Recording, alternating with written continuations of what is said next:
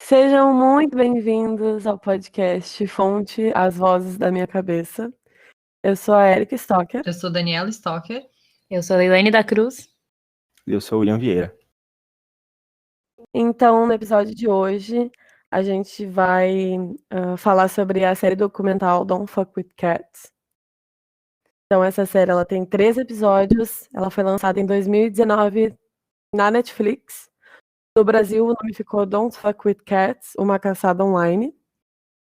Foi escrito e dirigido por Mark Lewis. E esse episódio vai ter muitos spoilers, então tomem cuidado. Se vocês quiserem assistir a série antes, assistam e depois voltem para escutar o nosso episódio. Então, falando um pouco sobre o documentário, ele fala sobre um cara que em 2010 postou um vídeo matando 2 filhotes de gato. O vídeo, então, ele se torna viral e a internet, né, vai à loucura com tamanha crueldade. E aí, a partir disso, nasce um grupo no Facebook com o objetivo de descobrir o autor do vídeo e o responsabilizar pelo ato que ele cometeu. 2 pessoas desse grupo que aparecem no documentário sendo entrevistadas, com nomes que são pseudônimos, que é Baldy Muvan, que o nome real dela é Diana, e o John Green, que não sabemos o nome.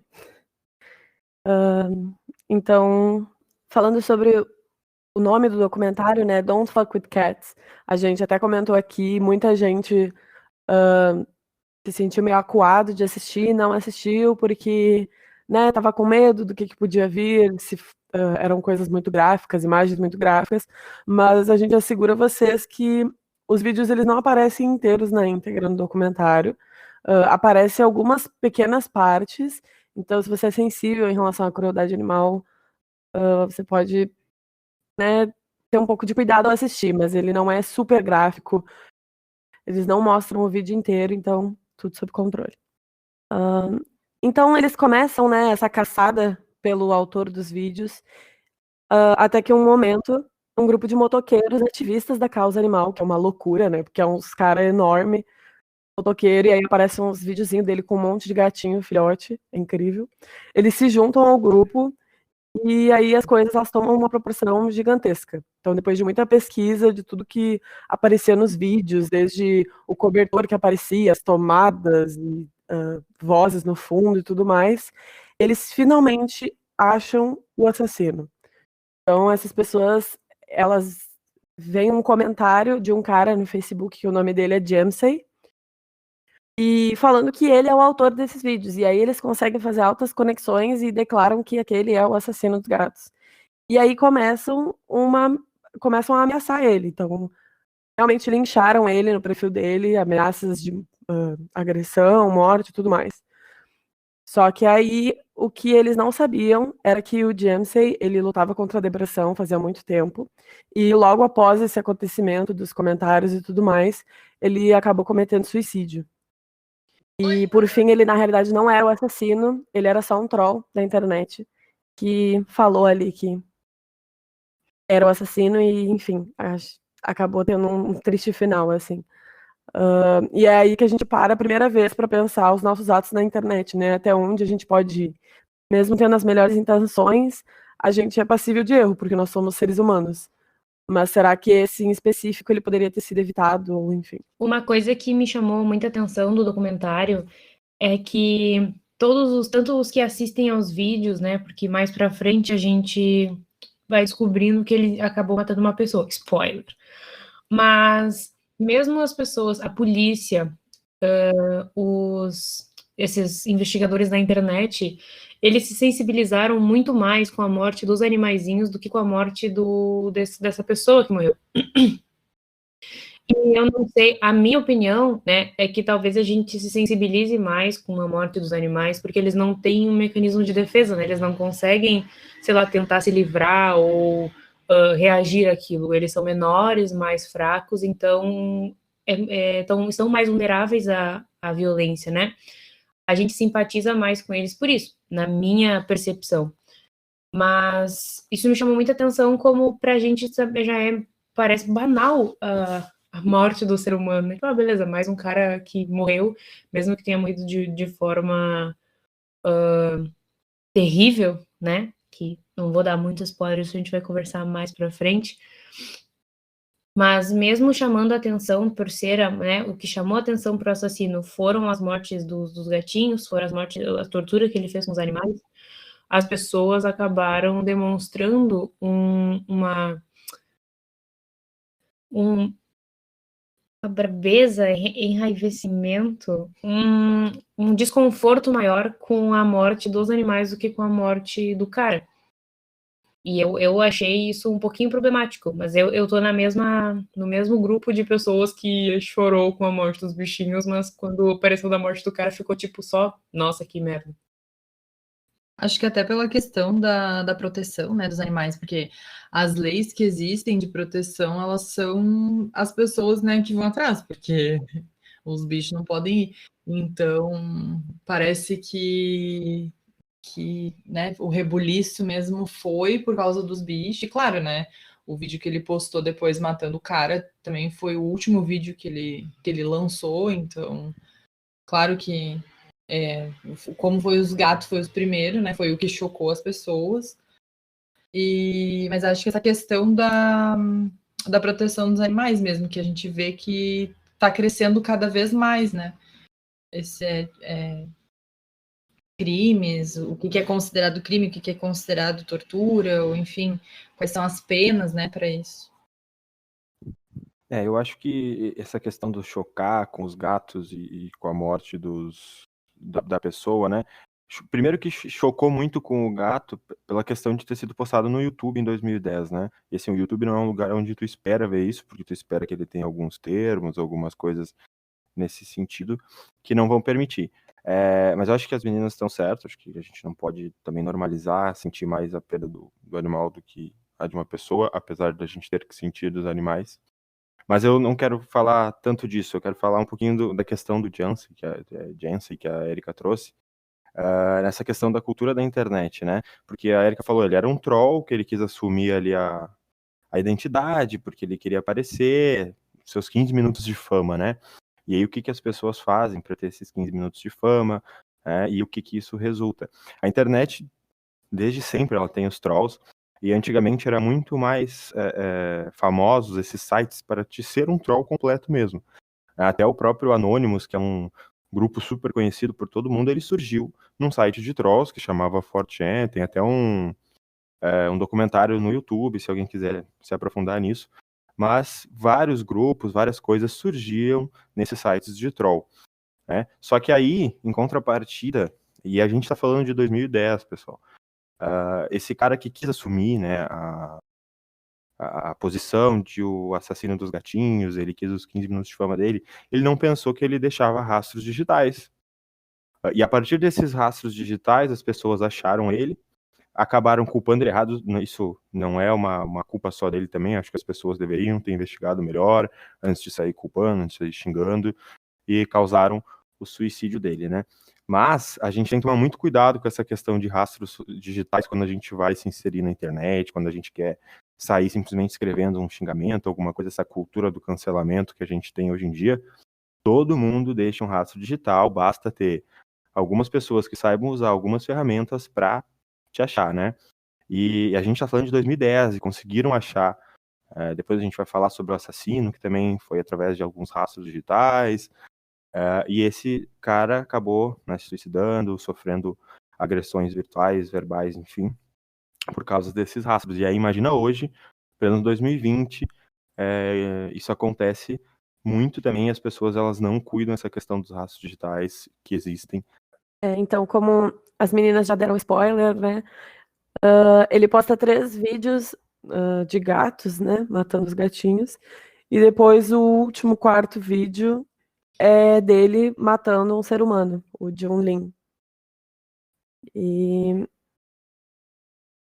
E aí entra toda uma busca que, enfim, eles já estavam fazendo ali no Facebook, mas as coisas elas crescem, né? Quando eles acabam descobrindo que ele matou um cara. E ele esquartejou o corpo dele e mandou partes para o governo canadense, né? E, enfim, e aí a polícia entra nisso. E junto com a polícia entrando dentro desse caso, a mídia. O que fica mais claro, né, até a gente vê isso em várias outras séries, em outros filmes, a questão da mídia atrasar ou às vezes atrapalhar o trabalho da polícia, né? Porque como tinha esse grupo do Facebook indo atrás, né, do assassino e tentando descobrir, bancando ali os detetives, por outro lado, a gente tem a polícia fazendo uma investigação que ela não, né, tem coisas que precisam correr em segredo, né, até justamente para o assassino não ter acesso a essas informações. Me lembrou bastante o Andrew Cunanan da série American Crime Story, que era um assassino que também ele se beneficiou porque algumas coisas vazaram, né? E aí ele conseguiu fugir por mais tempo, ou ele conseguiu mudar a rota dele, pensar no próximo passo, né? O que ele ia fazer, por causa disso, assim. Então, essa parte da mídia, né? Assim, foi uma coisa que não é nova, né? E de novo a gente vê essa dificuldade. E também pela questão da família, né? Porque depois, né, que eles vão atrás, eles continuam indo atrás, né, depois que o Jamsey, ele comete suicídio, enfim, aí eles param por um tempo, mas depois eles voltam aí atrás, né, do assassino. E aí quando eles acham lá a pessoa que eles acham que aí, né, começa toda essa perseguição de novo. Então, a própria mãe, né, do assassino, a mídia e as pessoas foram para frente da casa dela. Enfim, que nem eu falei, isso acontece né, em vários casos. E o quanto isso é, né, prejudicial, né, ali para a pessoa, para a família que está sofrendo, que está tentando entender, né. Então, a mídia sendo a mídia. Eu até achei uma entrevista que a Diana e o Mark fizeram para Variety, que eles falam sobre o quão incrível é essa brincadeira de se fingir detetive, como qualquer um pode investigar um caso e tudo mais. E aí tem uma fala do Mark que é: eu acho que esse é o grande apelo da série, as pessoas pensando, uau, talvez eu pudesse fazer isso. O fato de que eles são pessoas normais e humildes. Eles não são treinados, mas o que estão fazendo é trabalho forense. E isso, para mim, eu acho que é o mais assustador, sabe? Porque essas pessoas, elas não têm tratamento, não têm treinamento nenhum para fazer o que elas estão fazendo, fazer um trabalho que precisa de, aliás, muito treinamento e que precisa ser feito pelas vias corretas para garantir a segurança de quem faz, né? Até eles se colocaram em perigo se colocando naquela posição de investigador, ainda mais na internet. Então, isso é muito complicado, assim, para mim isso é a parte mais foi o que mais me deixou incomodada em relação ao que eles fizeram. Aqui não é uma questão de certo ou errado, né? É uma questão de até onde vão os limites do que a gente deve ou não fazer, ou do que a gente pode ou não fazer, sem se machucar e sem machucar os outros, né? E outra coisa que também é muito forte no documentário, eles até falam sobre, que, como sempre, em toda a história, quem ganha os holofotes são os criminosos, eles ganham tempo na televisão, e o amigo do Jan Lin, que foi o moço que foi assassinado pelo Luca Magnotta, ele fala no documentário que ninguém estava falando sobre a vítima, que estavam todo mundo falando sobre o Luca na TV e ninguém parou para pensar, tipo, uma pessoa morreu, essa pessoa tinha um nome, essa pessoa tinha uma história, tinha uma família.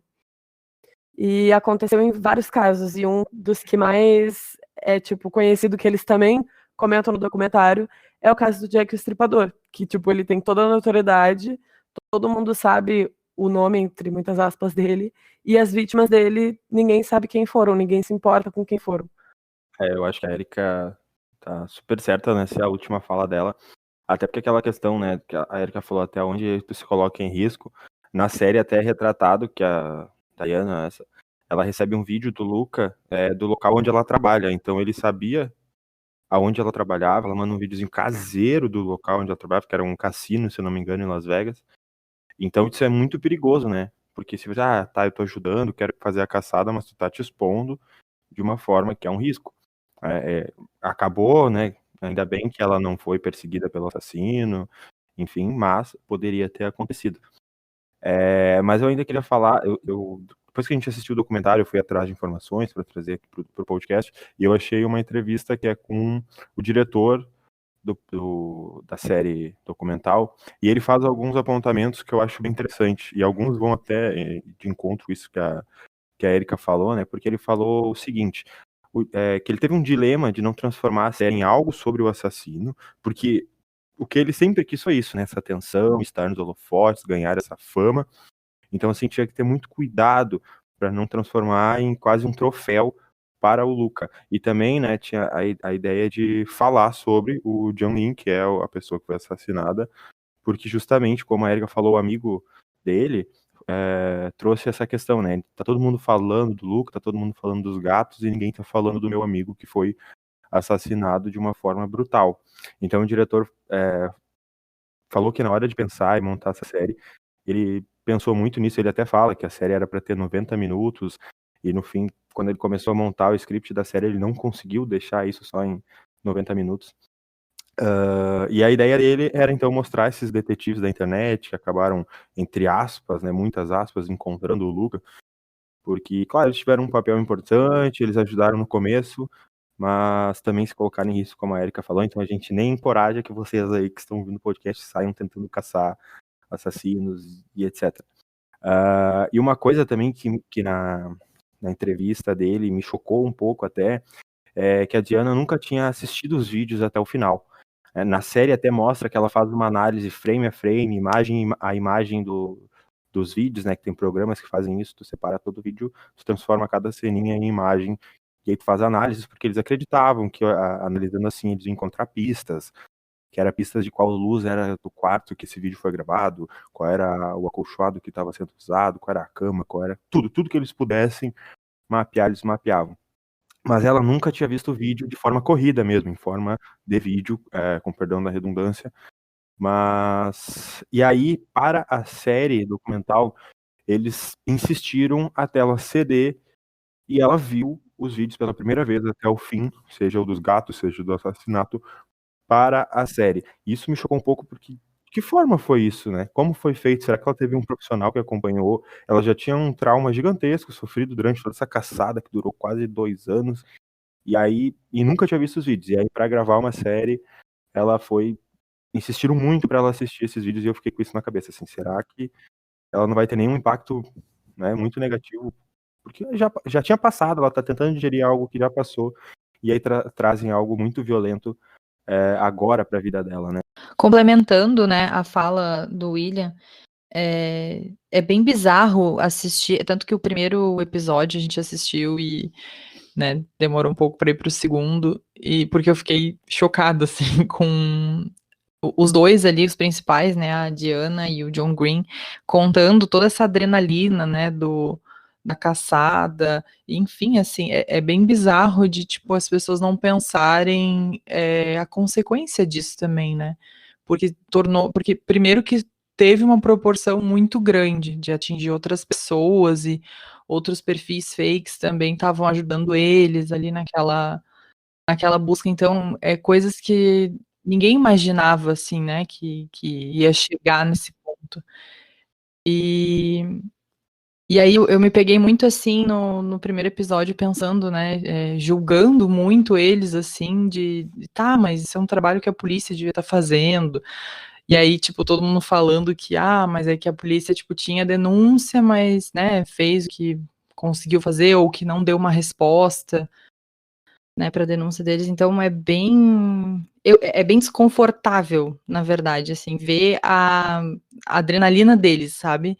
Chega, assim, o documentário, ele tem cenas bem dramáticas, bem, super, bizarro. Os dois, assim, tipo, tu vê que eles estão muito felizes em fazer aquilo, assim, é uma coisa estranha, só isso.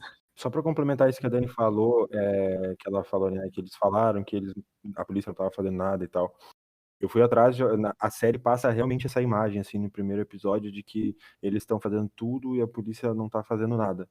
E aí eu fui atrás de algumas notícias da época lá, do Canadá, enfim, E a polícia já, desde a primeira denúncia, estava assim investigando, e aí a gente volta para aquela questão de mídia, né, que a polícia não queria que caísse em mídia, não, enfim, estavam assim investigando em fases iniciais, mas estavam. E o documentário passa uma imagem de que não, foi só os 2 detetives da internet que realmente estavam envolvidos naquela época. Eu fiquei bastante, enfim, pensativa, mas é bem isso, né?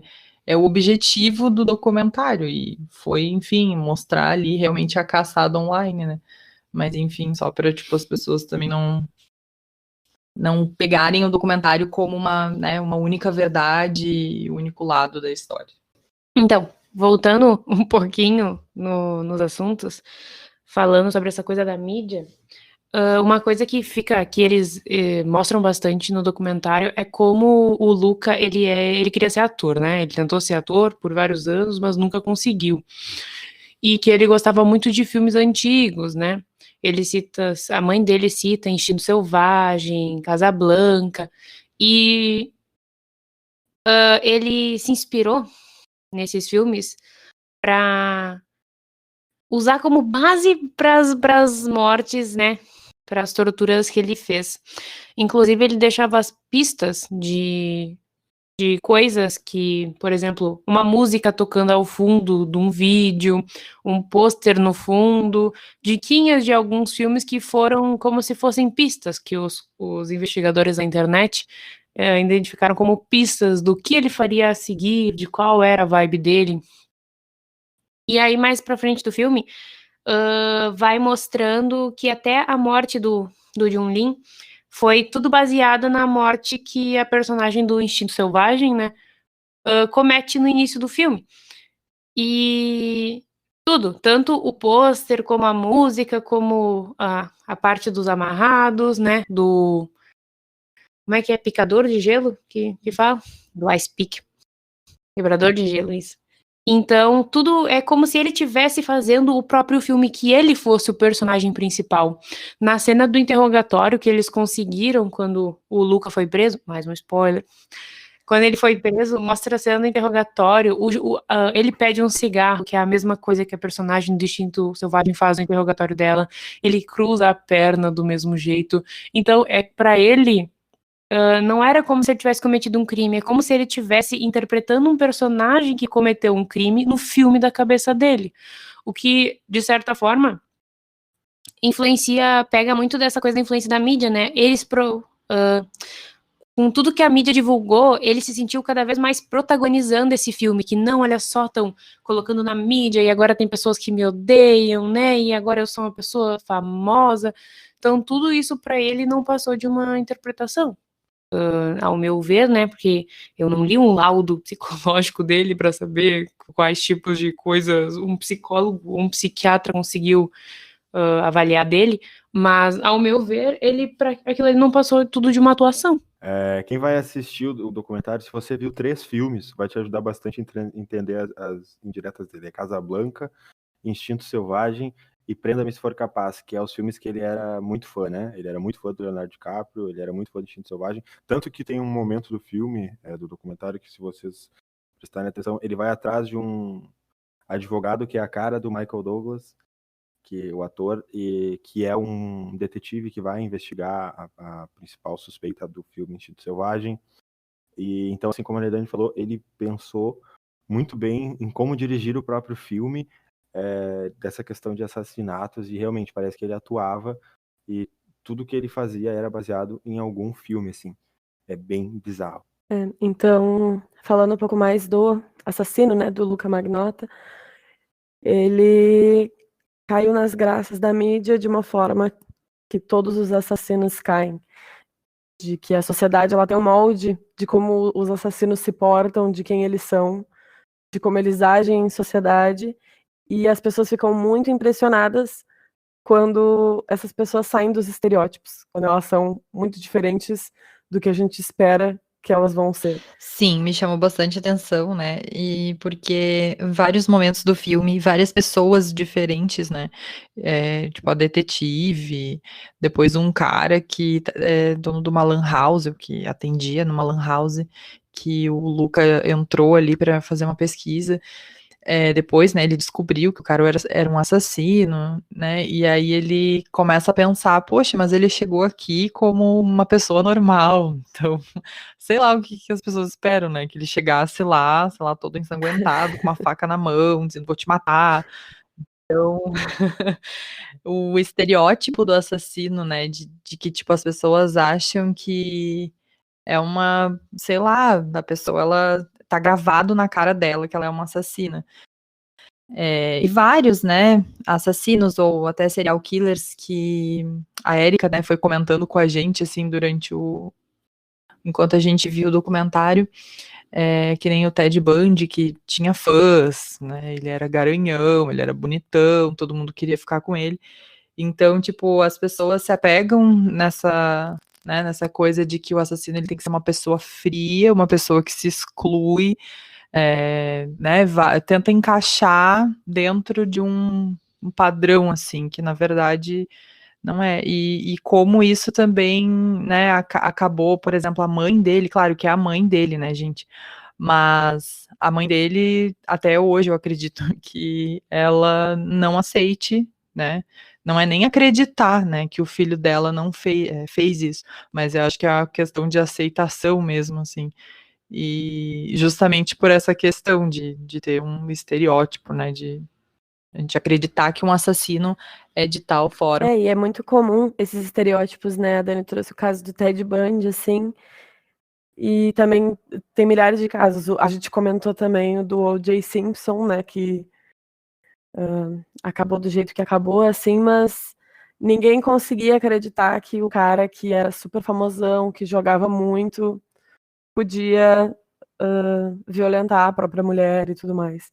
Então, isso é muito comum das pessoas terem uma ideia de como é um assassino. A gente até estava comentando ontem que, por exemplo, eles têm a ideia de que todo serial killer sofreu bullying e é super gênio, é muito inteligente, é super calculista, e quando tu vai estudar a fundo sobre isso, quando tu vai pesquisar serial killers e assassinos, tu vê que não tem uma receita de bolo, sabe? Tipo, como fazer um assassino? Tipo, não é assim que as coisas funcionam, né? São milhares de coisas que podem terminar em pessoas completamente diferentes, mas que fazem a mesma coisa.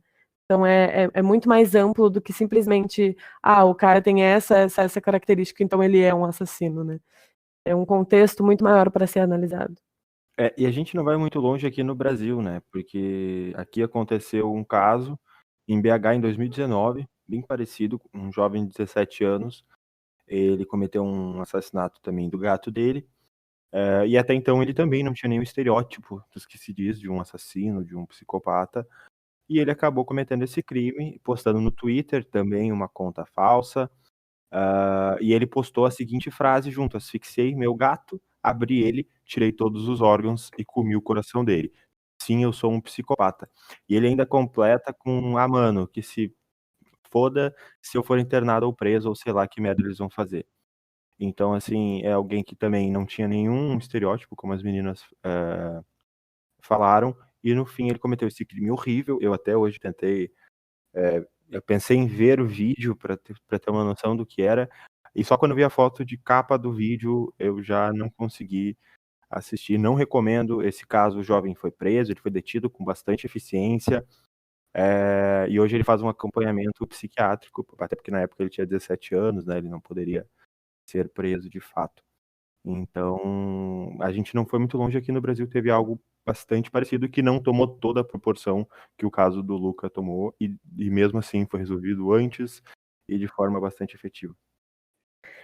Isso que o Will falou, né, da fala desse menino, de tipo, sim, eu sou um psicopata. Depois que a gente terminou de ver a série, a gente escutou o episódio do Modus Operandi, que é um podcast que eu sou muito fã, e eu disseminei a palavra para a família, porque é incrível, as meninas são incríveis. Alô, Modus, se estiver escutando, Adri. Mas elas falam, né, que como tem adolescentes e pessoas no mundo que são fãs desse tipo de pessoa, sabe? Que, tipo, idolatram pessoas que fazem massacres nas escolas e matam pessoas e, tipo, é muito cool, sabe? Tipo, super divertido e tal. É muito assustador, assim, sabe? As coisas que as pessoas pensam, tipo, com quem tu quer se parecer, sabe? Tipo, ele falou assim, eu sou um psicopata. Como assim, sabe? Tipo, por que que... o que que aconteceu para isso chegar onde tá agora? Ouvindo vocês falar, me deu uma ideia, assim.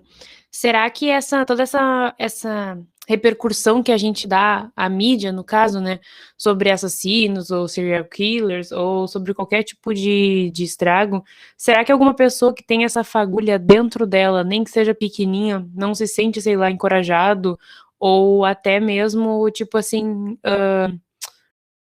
motivado, sabe? Beleza, alguém fez, eu posso fazer também para ganhar esse mesmo tipo de fama. Claro que, né, esse menino disse que ele era um psicopata, mas ele fez algo parecido. Quem sabe ele não viu o vídeo, né? A gente não sabe.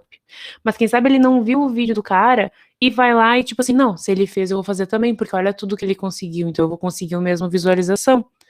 Eu vou conseguir o mesmo destaque que ele conseguiu, só que pela forma errada, né? Pela forma negativa, mas quem sabe toda essa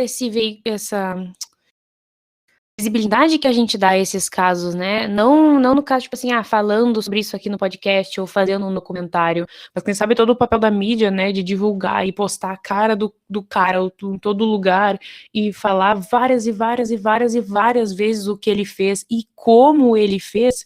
Quem sabe isso não é também, tipo assim, disseminar a palavra do crime, sabe? Me veio na cabeça. É um exemplo bem longe dessa realidade, né? Até porque a mídia faz uma cobertura muito grande em casos como esse. Mas no futebol hoje, quando alguém invade o campo pelado, ou enfim, invade o campo para qualquer coisa, a imagem é cortada na hora, justamente porque eles têm esse pensamento de não vamos mostrar, para não incentivar que as pessoas entrem no gramado dos jogos, invadam os jogos para aparecer, né? Porque vai invadir, vai ficar famoso. Então eles já não mostram essas imagens para que não seja incentivado. Eles têm essa noção, eles acreditam que isso reforçaria esses atos. Então, realmente, como a Lei falou, de repente, se a gente cuidasse como é feita essas repercussões pela mídia, pudesse não acabar incentivando, né? Até no documentário eles fazem essa pergunta, né? De se a gente não é cúmplice, enfim. Então agora, uma coisa muito séria que a gente tem para falar. O Manny, do documentário. Ele é real ou ele é só um surto do Luca Magnotta? Então, vamos lá. Então, Abro a mesa para a conversa. essa é a Então, pergunta de R$1 milhão. Né? Só para contextualizar, ok? Quando o Luca, ele diz que esse Manny, ele existe e que ele é um cara que ele pagava para sair com ele, né? Que ele era garoto de programa. E ele tem várias queixas contra o Manny do que o Manny mandava ele fazer e que o Manny era agressivo com ele, batia nele. Ele até foi internado porque ele foi espancado e tudo mais. E aí fica a pergunta, assim, porque daí ele diz que o Manny obrigou ele a matar os gatos e a matar o John Lin, né? Então, e aí? O Manny, real ou completo surto, Dani? Surto. Tem uma parte do documentário que, bem no final, que eles comentam, né, desse Manny, e aí tem um dos vídeos, que é um vídeo que ele dá um gatinho, um filhote de gato para uma cobra comer, que diz que aparece lá uma terceira mão acariciando ele, acho que o gato, e a cobra? Nossa, mais tenso ainda. Acariciando ali a cobra, e aí até a mãe dele fala, né, não, mas tem aquela terceira mão é do Manny, né, porque ele contou toda essa história para a mãe dele, e também um dos motivos, né, também para ela acreditar no filho dela, né. E aí fica, né, essa dúvida, será que tem, o que é essa terceira mão, né, porque, poxa, 2010 já dava para fazer umas edição legal em vídeo, né, então será que é montagem, até para, né, ficar essa dúvida, ou até para ele despistar, de repente, né, porque, assim, pelo que, assim, a minha opinião, né, pessoal, é que ele premeditou do início ao fim. Até porque esse Manny, ele falou sobre para um advogado um tempo antes, né, de soltar os vídeos dos gatinhos e tal. Então ele fez denúncia, foi atrás de um detetive, acho que sei lá, e mostrou fotos, né, ele com agressões físicas, fez toda essa denúncia desse Manny. Então acho que ele já estava premeditando colocar a culpa, né, nesse...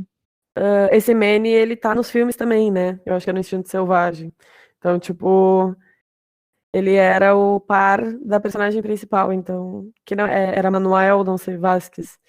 E aí eles falam Manny Vasquez, então, tipo, até onde, né, ele é realmente uma pessoa real, ou uma imaginação aí.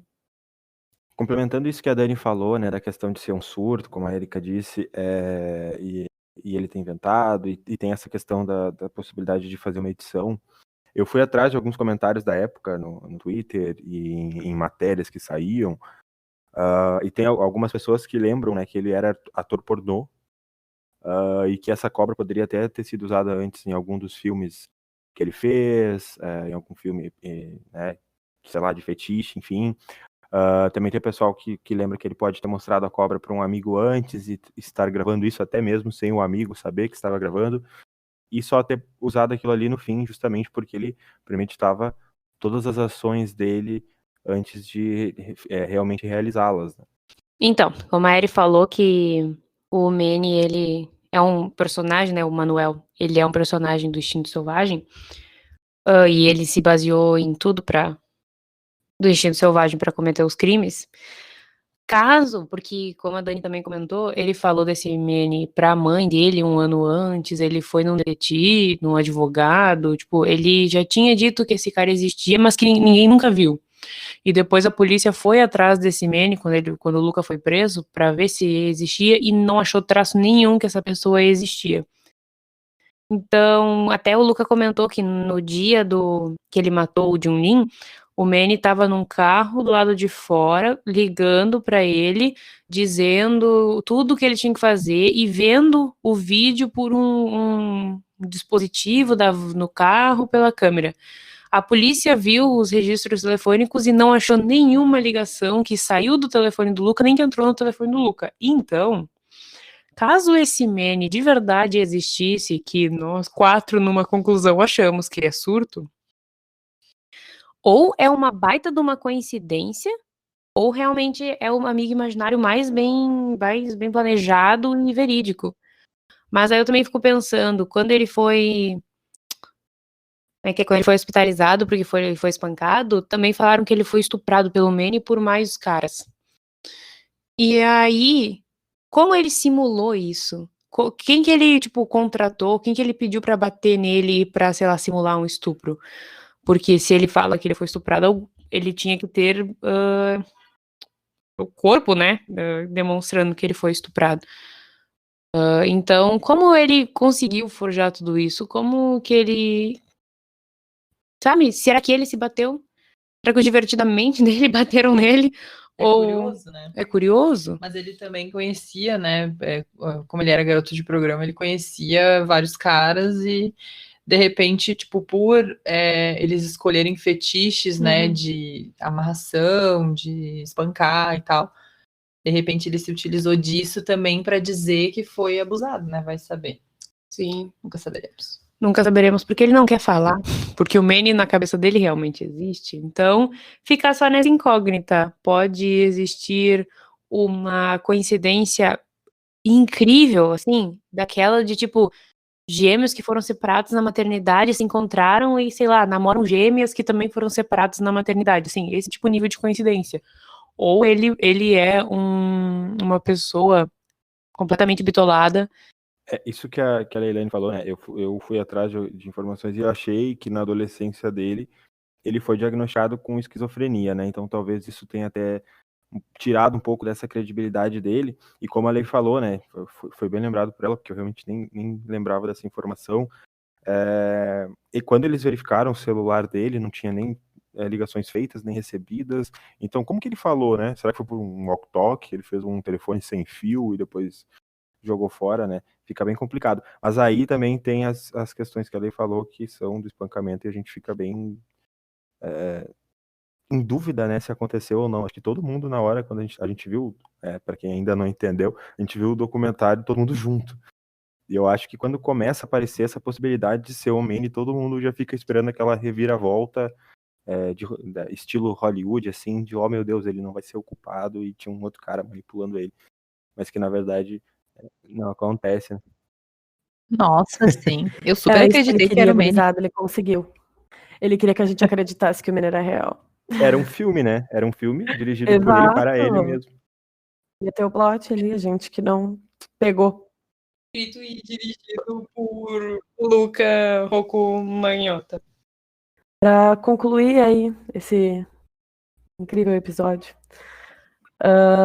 eu trago na realidade o que eu falei no início, né? De até onde a gente pode ir para fazer uma coisa boa, para fazer uma coisa benéfica, até onde a gente pode colocar o nosso pezinho, onde estão os limites, o que a gente pode ou não fazer, o que a gente deve ou não fazer. E com quem que, sei lá, com o que a gente precisa se preocupar. Porque assim, gente, é que vocês precisam ver para ter a noção do tempo que as pessoas são as pistas. Gente, eles pegaram pista, tiraram não sei da onde, sofrendo esse surto de o cara tá aí, ele vai matar e tudo mais. Então, onde é que tá, né, o limite? É muito empenho, né? Até porque, tipo, qual era a recompensa? Claro, né? Ah, os gatinhos, os animais e tal. Mas, assim, chega a um Muito tempo nível livre. que é absurdo. E eu acho que isso que a Erika falou, o cuidado até onde a gente vai, né? Porque a gente já falou mais no começo do podcast que a Diana recebeu algumas ameaças, o vídeo, né? E ela também recebeu uma outra ameaça que nem aparece no documentário, que é o Luca manda diretamente para ela, que é uma citação de Nietzsche, que abre aspas, fala o seguinte, né? Quem luta contra monstros deve ter cuidado para não se tornar um deles. E quando se olha muito tempo para um abismo, ele olha para você. Fecha aspas.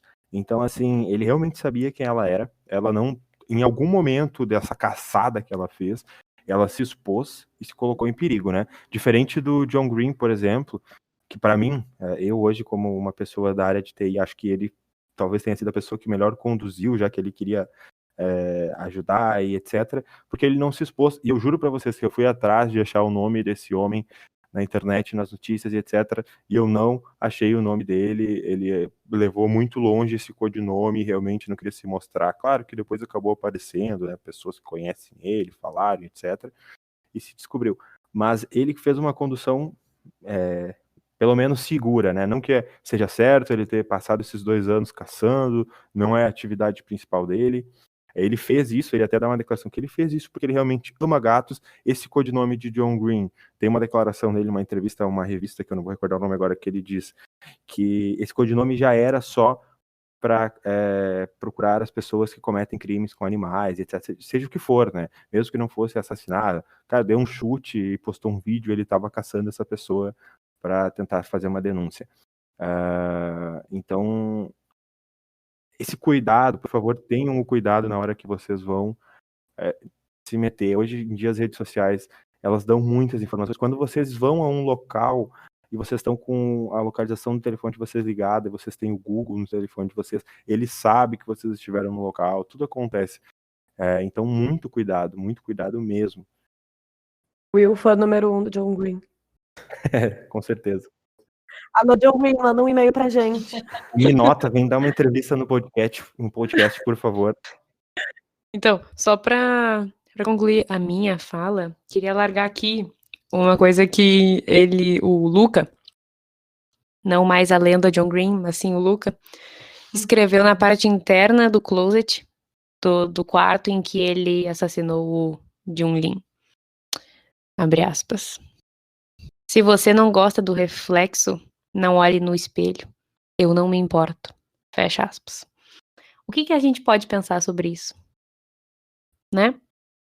Que ele não se importa. Mas a gente pode se importar, então olhem no espelho e se importem com o que vocês veem. Filósofa demais, irmão. Drop the mic. Não sei se Dani quer finalizar. É isso, Não, pessoal. tão legal assim. Muito obrigada por terem nos escutado, por tirarem tempinho aí do dia de vocês para escutar o surto da nossa cabeça. E é isso. Espero que vocês tenham gostado. Curtam, compartilhem com os amigos, espalhem a palavra das vozes da cabeça aí. E é isso. Falou, até a próxima. E também sigam a Leilane no Instagram Mandem para pros fãs de frases, gato. pensamentos diários. Sigam e espalhem a palavra do leilanismo, por favor, gente. Leilane Meirelles. Queria, então, finalizar de novo, já que vou finalizar mais uma vez, uma frase motivacional para começar a semana, né? Não sabendo que era impossível, ele foi lá e descobriu. Não é de minha autoria, mas eu acho que É isso, reflete gente. bastante. Falou. Né?